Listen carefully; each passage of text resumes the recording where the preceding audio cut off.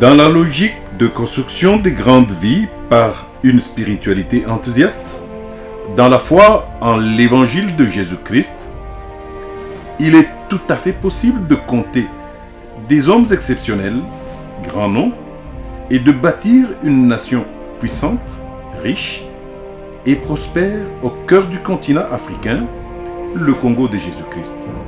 Car un individu, une famille ou une nation ne peuvent devenir que ce qu'ils auront entendu de leurs messagers qu'ils sont. Et le message pour ceux de ma nation et d'autres qui y croiront, où qu'ils puissent vivre, et en aussi grand nombre qu'ils puissent être, est la puissance de l'évangile de Jésus-Christ, une réalité et non une utopie. La transformation pour une grandeur certaine et une bénédiction sans limite qui passe par la foi en l'évangile de Jésus-Christ, notre Dieu, notre Père et notre Roi. C'est donc possible, avec la puissance de l'évangile, parole révélée comme sémence, d'arriver à une transformation intégrale. Cela nous disons, des beaux Congolais, pour une réforme courageuse de l'Église de Jésus-Christ au Congo, élément détonateur de l'émergence et du développement de cette nation. Pour arriver à cette fin, il nous faut comprendre qu'il y a 3 catégories de personnes qui interviennent dans la dispensation de la bonne nouvelle. La première catégorie, c'est la catégorie des messagers de la bonne nouvelle. La deuxième, c'est la catégorie des ministres de la parole. La troisième, c'est la catégorie des prédicateurs de la bonne nouvelle. Quant à nous, nous faisons partie de la catégorie des messagers de la bonne nouvelle. Et le message pour ceux de notre nation, comme nous l'avons dit, est la puissance de l'évangile de Jésus-Christ, parole révélée, une réalité et non une utopie. La puissance de l'évangile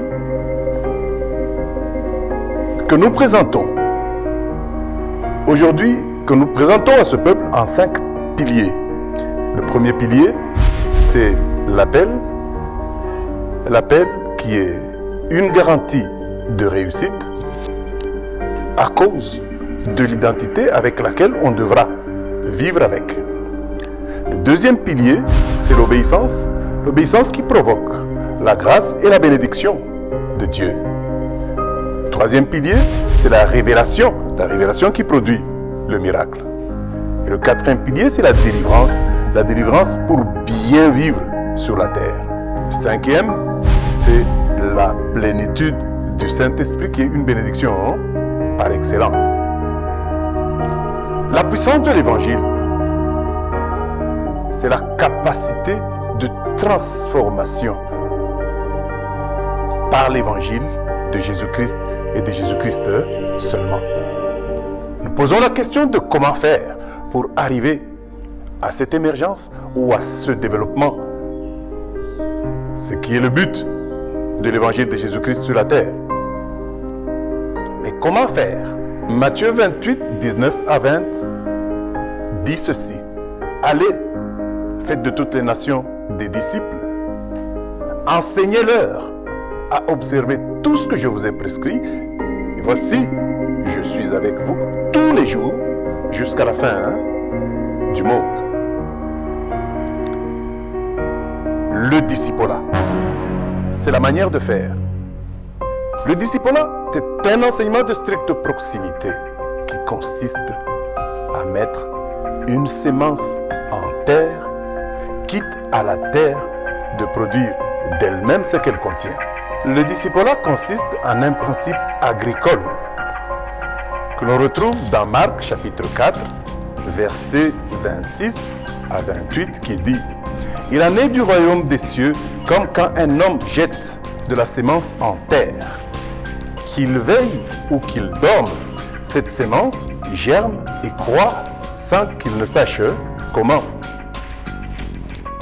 Le verset 28e dit « La terre produit d'elle-même d'abord l'herbe, puis l'épi, puis le grain tout formé dans l'épi. C'est là le principe agricole du discipolat. La sémence étant la parole révélée et la terre étant comprise comme l'homme qui devra recevoir cette parole révélée. Comme c'est un principe agricole, il y a une manière de faire quand on plante. Vous ne pouvez pas planter un épi à la place d'une graine. Vous ne pouvez pas planter une gousse à la place d'une graine. Vous ne pouvez pas planter un arbre de taille géante à la place d'une bouture. Car si vous plantez un épi, l'épi va pourrir dans la terre. Vous plantez une gousse, la gousse va pourrir dans la terre. Vous plantez un arbre de taille géante, cet arbre va échouer et ne va pas croître. Mais à la place, on plante soit une graine, soit une bouture selon les cas. C'est là le principe. La semence, comme la Bible le stipule, c'est l'infime portion de la parole de Dieu que Dieu révèle aux messagers qu'il s'est choisi pour annoncer la bonne nouvelle. L'épi, la gousse ou l'arbre de taille géante est comprise ici comme la parole scripturaire de Dieu, la Bible. Vouloir planter la Bible ou vouloir ingurgiter toute la Bible dans l'homme, c'est accepter le pourrissement généralisé de la parole de Dieu que l'on constate dans les vies des gens aujourd'hui, d'où il n'y a pas de transformation, où il y a faible, ou alors très faible transformation. Nous affirmons aujourd'hui, sans crainte d'être contredit, il n'y a pas de développement sans l'évangile de Jésus-Christ à travers le monde. La cartographie que nous vous montrons là vous montre que tous les pays, soit émergents, soit développés, ont cru en l'évangile de Jésus-Christ.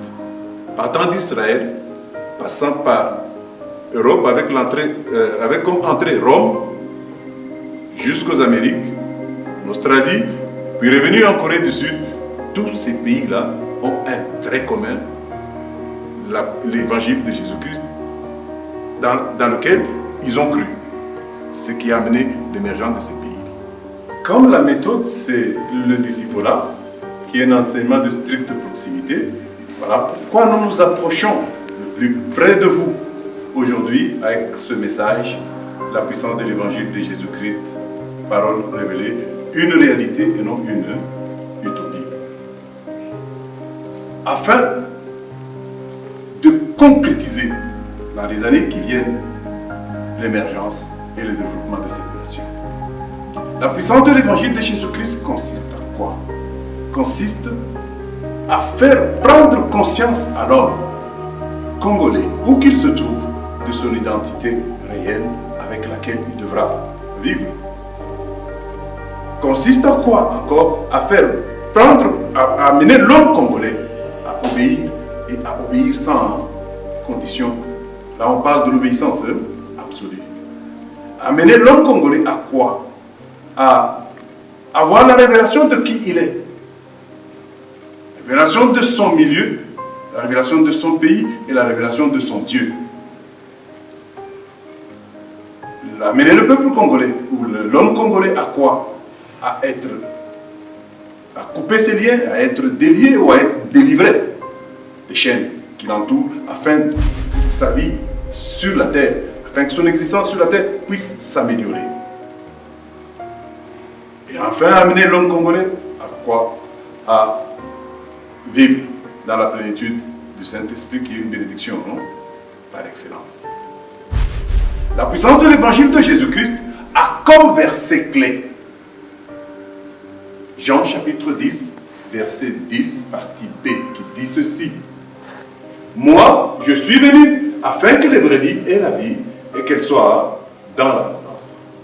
La question est, pour ceux de ma nation et dans la contrée qui est la nôtre, y a-t-il vie?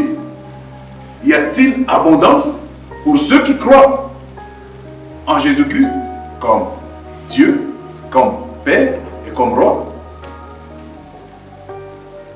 En tout cas, le constat dans la contrée qui est la nôtre nous permet de dire non. Voilà pourquoi nous annonçons ce message. Nous venons avec ce message dans la stricte proximité afin de permettre aux chrétiens congolais, à l'homme congolais, où qu'il se trouve, de pouvoir bâtir sa vie avec une identité qui est la sienne. Une vie qui a longtemps évolué dans la nuance a été certainement détruite. Et nous couronnons cet enseignement par ce qu'on appelle le revêtement de la puissance de la restauration ou la puissance de la restauration tout court, qui passe par les 7 paroles de Jésus-Christ à la croix. Voilà ce à quoi nous allons nous attendre dans la série d'enseignements qui constitue ce message, la puissance de l'évangile, parole révélée, une réalité et non une utopie.